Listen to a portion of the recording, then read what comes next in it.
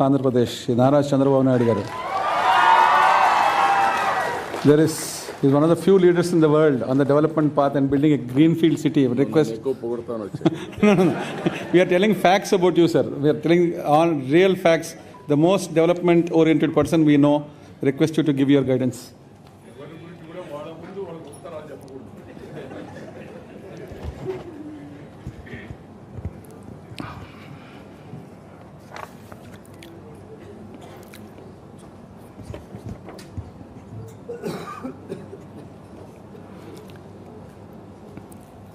మన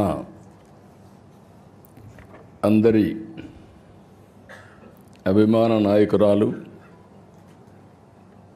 మనందరం చాలామంది ఫైనాన్స్ మినిస్టర్లు చూసాం, కానీ ఫైనాన్స్ మినిస్టర్ అంటే ఈ విధంగా ఉండాలని నిరూపించిన మన తెలుగింటి ఆడబిడ్డ శ్రీమతి నిర్మలా సీతారామన్ గారు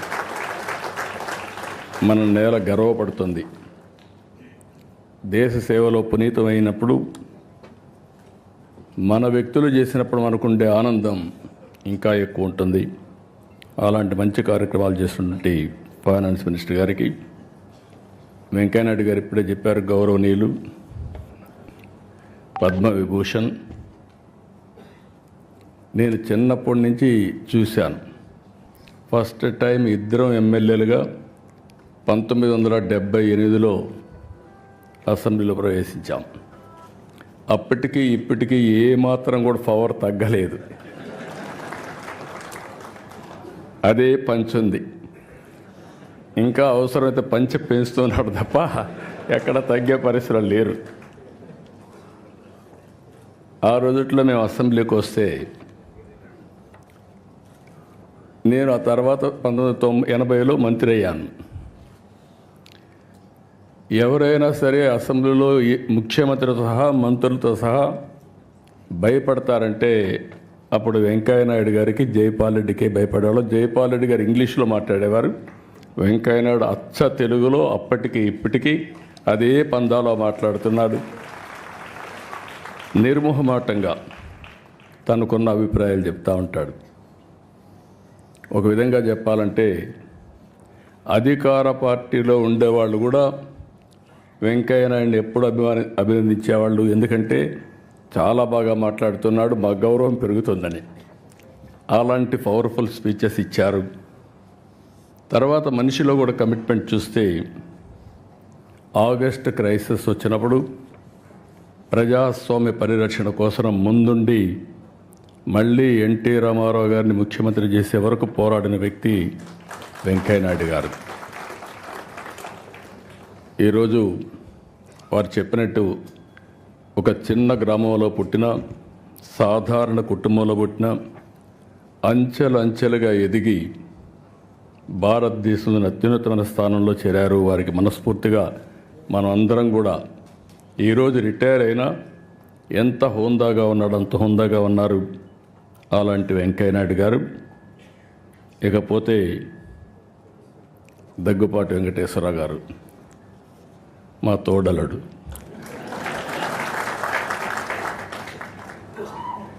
నాకంటే ముందు ఆయన అన్నీ చెప్పేశాడు, ఇంకా చెప్పడానికి ఏమీ లేవు. ఎప్పుడు కూడా మా ఫ్యామిలీలో ఒక విశిష్టమైన వ్యక్తి. డెప్త్కి వెళ్తారు, అనలిటికల్గా ఆలోచిస్తూ ఉంటాడు. ఏది కూడా నేను చూస్తూ వస్తున్నాను, ఇద్దరం కూడా ఒక స్ఫూర్తినిచ్చినటువంటి ఎన్టీ రామారావు గారి దగ్గర నేర్చుకున్నాం. తెల్లవారితో నిద్ర లేస్తే ఆయన దగ్గరికి వెళ్ళేవాళ్ళం, ఆయన అప్పచెప్పిన బాధ్యతలు చేశాం. అవన్నీ తలుచుకున్నప్పుడు నేను అనుకున్నాను, వెంకటేశ్వరరావు గారి ఇంటి పుస్తకాలు రాయడం వెంటనే. కలిసి ఉన్నాం 40 ఏళ్ళు, ఫ్యామిలీ మెంబర్స్. కానీ ఆయనలో ఇంత డెప్త్ ఉంది, ఒక పుస్తకం రాస్తాడని నేను ఎప్పుడు ఊహించలేదు. ఆయన చెప్పినప్పుడు నేను అడిగాను, మీరే రాశారా అని అడిగాను. ఎవరికైనా డౌట్లు ఉంటాయి, కానీ ఆయన రైటర్ కాదు, ఇప్పుడు కూడా కాదు, కానీ రైటర్ కానటువంటి రైటర్ ఈయన. రచయిత కానటువంటి రచయిత. ఈరోజు ఏదైతే అటెంప్ట్ చేశారో అది కూడా చూస్తే ఎవరు చేయనటువంటి పుస్తకం కోసం చేశారు. ఆ విషయాలు కూడా మనం ఒకసారి మాట్లాడుకుంటాం. అదే సమయంలో దగ్గుపాటి పురంధేశ్వర్ గారు, ఇటీవల ఎన్నికలు నేను చూశాను వారిని. వారు చూపించిన చొరవ కానీ, వారు నడిపించిన విధానం కానీ, దానివల్ల మళ్ళీ రాష్ట్ర ప్రజలకు ఒక మంచి జరగడానికి ఉపయోగపడింది. వారిని కూడా మనస్ఫూర్తిగా అభినందిస్తున్నా. ఒక చారిత్రక అవసరం మొన్న ఎన్నికలు. అందరూ ఆవేదన పడ్డాం. గీతం లాంటి వన్ ఆఫ్ ది బెస్ట్ ఇన్స్టిట్యూట్ని ఏం చేశారో మీరు చూశారు. ఇలాంటి ఇన్స్టిట్యూట్స్ రావాలని కోరుకునే సమయంలో ఇక్కడ డెమాలిషన్ చేసే పరిస్థితికి వచ్చారంటే చాలా బాధేస్తుంది. అలాంటివన్నీ మనం చూసాం. అయినా కూడా ఈరోజు ఇక్కడనే భరత్ కూడా ఉన్నాడు. కానీ ఆయన కష్టం ఇంకా లేదు దీంట్లో, ఇప్పుడిప్పుడే ప్రారంభం అయ్యింది. కానీ మూర్తి గారిని చూశాను. ఆయన ఒక చరిత్ర సృష్టించాడు. భావి తరాలకి ఓసారి ఒక్కొక్క చరిత్ర. ఆయన కూడా చూసి నేను అడిగాను ఒకరోజు, మీరెందుకు గీతం ఇన్స్టిట్యూట్ పెట్టారని అడిగాను. ప్రతి ఒక్కరి జీవితంలో, ఎందుకంటే ఈరోజు వెంకటేశ్వరరావు గారు రాసిన పుస్తకం ప్రపంచ చరిత్ర. ప్రపంచ చరిత్ర కూడా ఇప్పుడే వెంకయ్యనాయుడు గారు మాట్లాడినట్టు మనుషుల్లో ఆ సమయంలో కలిగే ఆవేశాలు కానీ, ఆ సమయంలో కలిగే ఒక ఎమోషన్స్ కానీ డిస్టర్బ్ అయినప్పుడు జరుగుతూ ఉంటాయి. ఈరోజు ఇక్కడ కూర్చున్నటువంటి గీతం యూనివర్సిటీ చూస్తే మూర్తి గారి రెండో అబ్బాయికి సీట్ ఇవ్వలేదు. ఏదైతే విజయవాడలో ఉన్నటువంటి సిద్ధార్థ ఇవ్వకపోతే, నేను అడిగితే సీట్ ఇవ్వలేదు, నీకంటే పెద్ద ఇన్స్టిట్యూట్ పెడతా, గొప్ప ఇన్స్టిట్యూట్ పెడతా అని గీతం స్టార్ట్ చేసిన వ్యక్తి మూర్తి గారు. ఇది నమ్మడానికి శక్యం కాదు, కానీ ఇది వాస్తవం. ఆయన చెప్పిన మాటలు ఇవి. నాకు అలాంటివి చరిత్రలో చాలా జరిగే పరిస్థితి వస్తుంది. అందుకని భారత్ పైన కూడా చాలా బాధ్యత ఉంది. నాకు ఒక నమ్మకం కూడా ఉంది.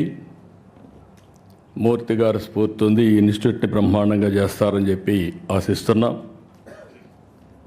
వెంకటేశ్వరరావు గారు, ఆయన జీవితమే ఒకసారి కానీ ఇది చేసుకుంటే, ఆయన చెప్పినట్టు ఆయన ఒక డాక్టర్గా చేసిన తర్వాత ఆయన చేయాల్సింది ప్రాక్టీస్ చేయాల. ప్రాక్టీస్ చేయాల.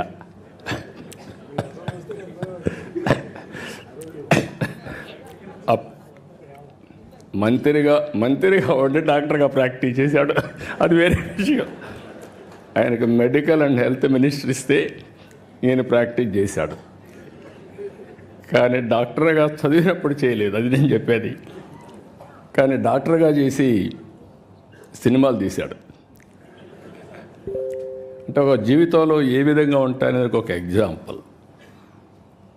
5 సార్లు అసెంబ్లీలో మినిస్టర్గా, ఎమ్మెల్యేగా ఉండి, మంత్రిగా ఉండి, ఒకసారి లోకసభ, ఒకసారి రాజ్యసభలో మెంబర్గా ఉండి,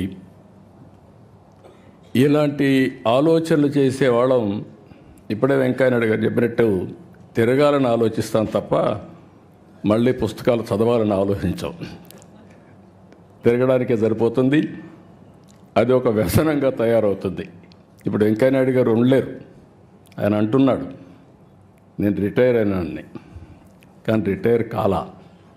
మనిషి రిటైర్ అయ్యాడు, కానీ మైండ్ మాత్రం శాశ్వతంగా రిటైర్ కాదు. ప్రజాహితం కోసం నిరంతరం ఆలోచిస్తూనే ఉంటుంది. సమాజం కోసం పనిచేసే పరిస్థితికి వస్తారు. అదే సమయంలో వెంకటేశ్వరరావు గారిని చూసినప్పుడు మనిషి ఇంత మునిపే భరత్ చెప్పాడు, ఒక మాటలో చెప్పాలంటే మా ఫ్యామిలీలో మోస్ట్ రిలాక్స్డ్గా జోవియల్గా ఉండే వ్యక్తి వెంకటేశ్వరరావు గారు. చాలా ఈజీగా ఎన్ని కష్టాలున్నా ఏమున్నా మనిషి కనపడినప్పుడు హ్యాపీగా ఇది చేసేవారు. ఇటీవల ఒకసారి కలిసినప్పుడు నాకు కొన్ని అనుమానాలు వచ్చాయి. యాక్టివ్ లైఫ్లో ఉన్నారు, ఆల్ ఆఫ్ ఏ సడన్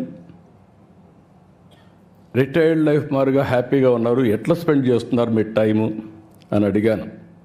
ఎందుకంటే ఇప్పుడు నాకు కూడా ఆ పరిస్థితి వస్తే ఇప్పటి నుంచే ప్రిపేర్ కావాలి కాబట్టి. ఆయన ఒకటే చెప్పాడు,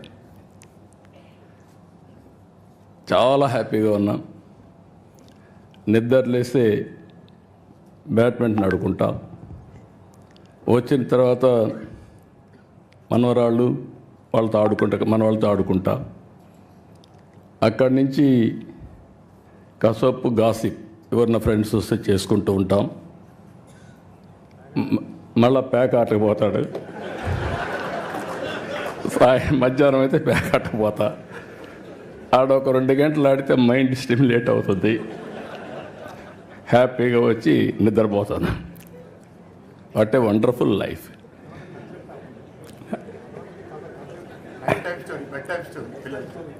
పిల్లలకి అది కూడా చెప్పాడు, నేను మర్చిపోయాను. పిల్లలకి రాత్రిలో ఒక స్టోరీ చెప్పి ఏం హ్యాపీగా నిద్రపోతాడు.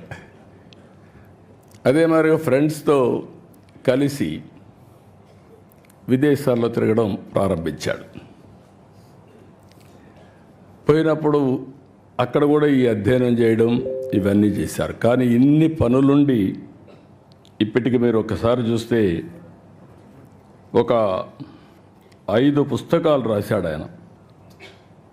ఈ ఎక్స్పీరియన్స్ చూసినప్పుడు ఫస్ట్ది ఒక చరిత్రలో కొన్ని నిజాలు, ఫస్ట్ బుక్ రాశాడు. అక్కడి నుంచి విభజన జరిగిన తర్వాత మేమందరం ఇంక్లూడింగ్ వెంకయ్యనాయుడు గారు విభజనలో బిజీగా ఉన్నాం. వెంకయ్యనాయుడు గారు పార్లమెంట్లో ఫైట్ చేయడం, ఆ సీన్ చూసిన తర్వాత బాధపడడం అవన్నీ జరిగాయి. అయితే వెంకటేశ్వరరావు గారు దాని మీద డెప్త్కి వెళ్ళి తెలుగువారి చరిత్ర వేర్పాటు వాదం ఎందుకు వచ్చిందని పుస్తకం రాసే పరిస్థితికి వచ్చారు. 3వ పుస్తకం అక్కడి నుంచి వదిలిపెట్టలేదు, ప్రపంచతత్వం నాయకత్వం. దీని మీద అధ్యయనం చేసి ఒక బుక్ ఒకటి రాసే పరిస్థితికి వచ్చాడు. ఇప్పుడు 4వది ఇంకొక పక్కన మీరు చూస్తే ప్రపంచ దేశాలు పాలనా వ్యవస్థలు అధ్యయనం చేసి దానిపైన ఒక పుస్తకం రాశాడు. ఇప్పుడు ప్రపంచ చరిత్ర ఆది నుంచి నేటి వరకు, ఇంకా ఆయన మాటల్లోనే చెప్పాడు కాబట్టి నేను ఎక్కువ చెప్పను, మొత్తం డీటెయిల్ అన్ని ఆ తర్వాత జరగబోయేట కూడా చెప్పాడు. మనం అందరం ఒక 4-5 సంవత్సరాలు కాపాడుకుంటే మన ఆరోగ్యాన్ని భవిష్యత్తులో 50 ఏళ్ళు అంటున్నాడు. కానీ ఒక్కసారి ఇన్నోవేషన్ వస్తే 50 ఏళ్ళతో ఆగదు. కొంతమంది మీరు లేనిపోయిన ఆలోచనలు ఇచ్చారు. శాశ్వతంగా ఎందుకు బతకూడదని. God only knows. కానీ చరిత్ర కూడా మనం ఒకసారి చూస్తే ఇవన్నీ ఒక ఎత్తు అయితే ఈరోజు అన్ని దేశాలు కూడా సఫర్ అయ్యే పరిస్థితి వస్తున్నాయి. జనాభా లేదు, ఏఐ ఉంది, లేకపోతే టెక్నాలజీ ఉంది, దాన్ని ఆపరేట్ చేసే మనుషులు కూడా లేని పరిస్థితి వస్తుంది. యూరోప్ కానీ చైనా కానీ అదే మరిగా మీరు చూస్తే చాలా దేశాల్లో, జపాన్ కానీ అన్ని దేశాల్లో ఏజింగ్ ప్రాబ్లం అనేది బిగ్గెస్ట్ ప్రాబ్లంగా తయారయ్యే పరిస్థితి వచ్చింది. మనం అందరం అదృష్టవంతులం. భారతదేశం వరకు ఈరోజు ఎగ్జామ్ చేసే వచ్చింది. ఏదైతే ఐఎమ్ వెరీ ప్రౌడ్, నేను ముందుకు కూడా చెప్పాను. ఒకసారి నిర్మలా సీతారామన్ గారు చూసినప్పుడు ఆవిడ యొక్క ప్రస్థానం. వెంకటేశ్వరరావు గారు చరిత్ర రాస్తున్నారు, పక్కనుండే నిర్మలా సీతారామన్ గారు చరిత్ర సృష్టించడానికి శ్రీకారం చుట్టారు.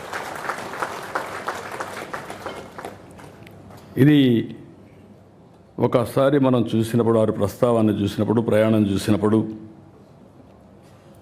నాకు అనిపిస్తుంది, నేను ఎప్పుడూ చెప్పేవాడిని, మగవాళ్ళ కంటే మహిళలు బాగా సమర్థవంతంగా పనిచేస్తారని. మా వెంకటేశ్వర గారు ChatGPT కొట్టి ఆయన పుస్తకం ఏ విధంగా ఉంది రేటింగ్, అది వాస్తవం. మీరు కూడా ChatGPT కొడితే మగవాళ్ళు ఇంటెలిజెంటా ఆడవాళ్ళు ఇంటెలిజెంటా అని కొడితే ఆడవాళ్ళు ఇంటెలిజెంట్ అని వస్తుంది. దానికి కారణం మగవాళ్ళకి లెఫ్ట్ బ్రెయిన్ పనిచేస్తే ఆడవాళ్ళకి రైట్ బ్రెయిన్ పనిచేస్తుంది. ఇది there is a scientific evidence. నాకు డౌట్ వచ్చి మా ఆఫీసులో అడిగితే మా వాళ్ళు కూడా అది చెప్పే పరిస్థితి వచ్చారు. ఇప్పుడు వారిని చూసిన తర్వాత, నిర్మలా సీతారామన్ గారిని చూసిన తర్వాత, మదురైలో సావిత్రి నారాయణ్ ఒక మన మారిగానే ఒక సాధారణ కుటుంబం. అక్కడ ప్రాథమిక విద్య మదురైలో చేయడం, తిరుచిరాపల్లిలో ఆర్థిక శాస్త్రంలో అండర్ గ్రాడ్యుయేట్ చేయడం, ఢిల్లీ JNTలో ఆర్థిక శాస్త్ర డిగ్రీ తీసుకోవడం, లండన్ స్కూల్ ఆఫ్ ఎకనామిక్స్లో వెళ్ళి పీజీ చేయడం, అక్కడి నుంచి ప్రైస్ వాటర్ కూపర్స్లో పనిచేయడం కన్సల్టెంట్గా, ఐక్యరాజ్య సమితిలో పనిచేయడం, ఇండో బ్రిటిష్ సొసైటీ కూడా పనిచేయడం. ఇదంతా కూడా వారు ఆర్థిక మంత్రిగా పనిచేయడానికి ఎంతో ఉపయోగపడింది. ఆ ఎక్స్పీరియన్స్ కానీ, ఆ ఎక్స్పోజర్ కానీ ఈ దేశ అభివృద్ధికి ఈరోజు ఉపయోగపడతా ఉంది. అదే సమయంలో 2008 నేషనల్ స్పోక్స్ పర్సన్గా బీజేపీ ఎంపిక చేయడం. అక్కడి నుంచి మనం చూస్తే మోడీ గారి యొక్క విశిష్టత, రైట్ పర్సన్ని సెలెక్ట్ చేయడంలో నిర్మలా సీతారామన్ గారిని 2014లో పికప్ చేశారు. నాకు కూడా చాలా సంతోషం. 2014లో మొదటిసారి వారి ప్రస్థానం రాజకీయంగా ఎంపీ అయింది. ఆంధ్రప్రదేశ్ నుంచి అయ్యారు రాజ్యసభలో. అక్కడి నుంచి ప్రారంభమైంది. ప్రారంభమైన తర్వాత ఫస్ట్ టైం అయితే కామర్స్ అండ్ ఇండస్ట్రీస్ మినిస్టర్గా పనిచేశారు. 10 ఏళ్ళు ఫస్ట్ టైం డిఫెన్స్ మినిస్టర్గా, మొట్టమొదటిసారి అనుకుంటే ఇది కూడా రక్షణ మంత్రిగా పనిచేయడం, మహిళ పనిచేయడం ఫస్ట్ ఆఫ్ ఇట్స్ కైండ్. అక్కడి నుంచి 19లో కేంద్ర మంత్రిగా ఫైనాన్స్ ఛార్జ్ తీసుకున్నారు. అంటే 145 కోట్ల మందిని సమర్థవంతంగా నడిపించడంలో, అందరి జీవితాల్లో వెలుగు రావడంలో నరేంద్ర మోడీ గారు ఏ ఆశయాలు అయితే పెట్టుకున్నారో ఆ ఆశయాల్ని అమలు చేసే దాంట్లో ఒక డిసిప్లిన్గా ముందుకు పోతున్నారు. ఓసారి కొంచెం కటువుగా కూడా ఉంటారు, అవసరం కూడా. ఫైనాన్స్ ఇప్పుడు మామూలుగా గవర్నమెంట్లో చూస్తే అందరికంటే ఎవరు గట్టిగా ఉంటారంటే, నెగిటివ్గా కూడా ఉంటారంటే ఫైనాన్స్ డిపార్ట్మెంట్ ఉంటుంది. ఒకప్పుడు వారసత్వంగా వచ్చేది. స్టేట్ గవర్నమెంట్స్లో కూడా మోస్ట్ అన్పాపులర్ సెక్రటరీ ఎవరంటే finance secretary, most hatred person కూడా. కానీ ఈరోజు ప్రజలందరూ మెచ్చుకునే ఫైనాన్స్ మినిస్టర్గా నిర్మలా సీతారామన్ గారు ఈరోజు కార్యక్రమాలు చేపట్టారు. 8వ బడ్జెట్ ప్రవేశపెట్టారు. నరేంద్ర మోడీ గారి నాయకత్వంలో 10వ స్థానంలో ఉన్న ఆర్థిక వ్యవస్థ 5వ స్థానానికి వచ్చాం. I'm wishing her all the best, excellent work. ఇప్పుడు అతిపెద్ద ఆర్థిక వ్యవస్థ, 3వ ఆర్థిక వ్యవస్థగా మనం రాబోతున్నాం. దానికి మనం అందరం గర్వపడాలి. మీరందరూ కూడా గట్టిగా చప్పట్లు కొట్టి అభినందించాల్సిన అవసరం ఉంది, రికగ్నైజ్ చేయాల్సిన అవసరం కూడా ఉంది. ఇప్పుడే వెంకయ్య నాయుడు గారు చాలా స్పష్టంగా చెప్పారు చరిత్ర గురించి.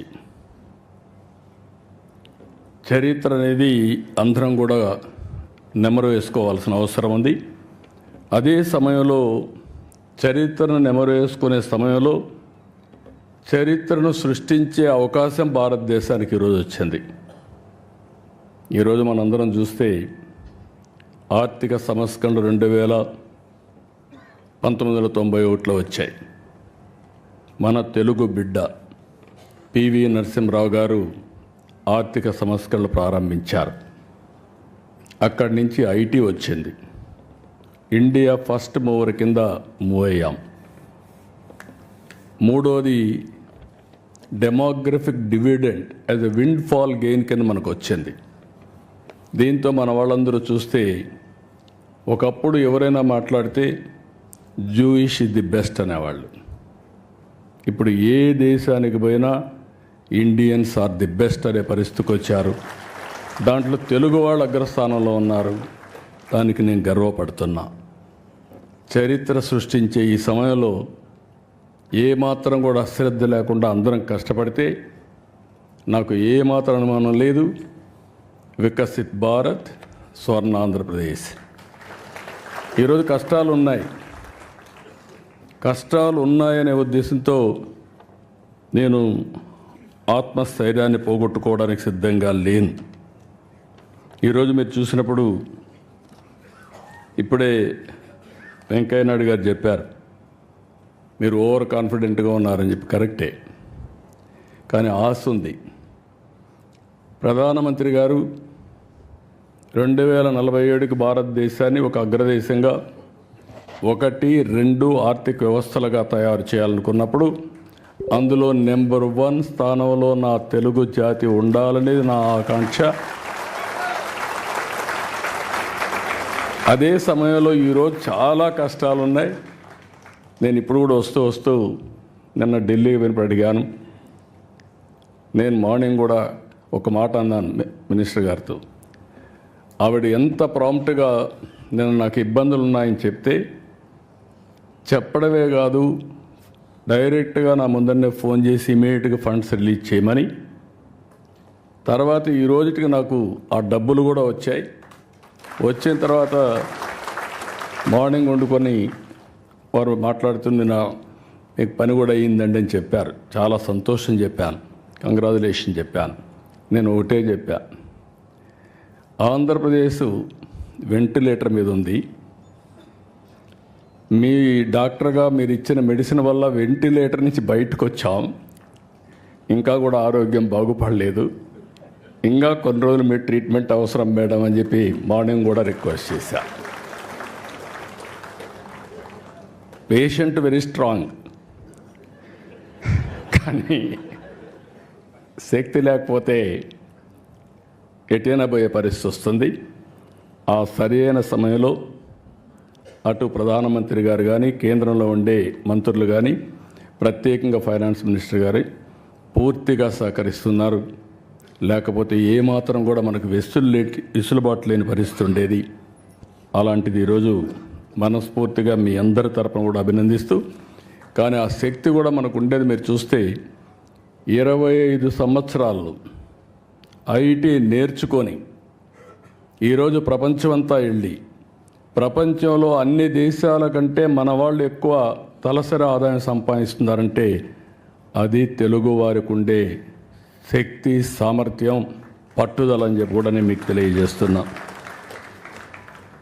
ఇలాంటివన్నీ చూసినప్పుడు మళ్ళీ ఒకసారి వెంకటేశ్వరరావు గారిని కొన్ని కోట్ల సంవత్సరాల మానవ పరిణామ క్రమాన్ని, ప్రపంచ చరిత్రను తెలుగులో అనువదించడం ఒక అద్భుతమైన ప్రయత్నం. నేను ఇంకా చదువుతాను, ఎప్పుడు టైం దొరికితే అప్పుడు చదువుతాను. చదివిన తర్వాత నేను కూడా మీరు అన్నట్టు నేర్చుకోవాలని ఇది ఉంది. కానీ ఈ పనుల వల్ల ఇది చేయడం లేదు. కానీ one of the best book. దాంట్లో నాటి ఆచారాలు, ఆహార వేట నుంచి వ్యవసాయ వరకు ఇందులో ఉంది. ఆయన మాట్లాడినప్పుడు చాలా డీటెయిల్స్ చెప్పాడు.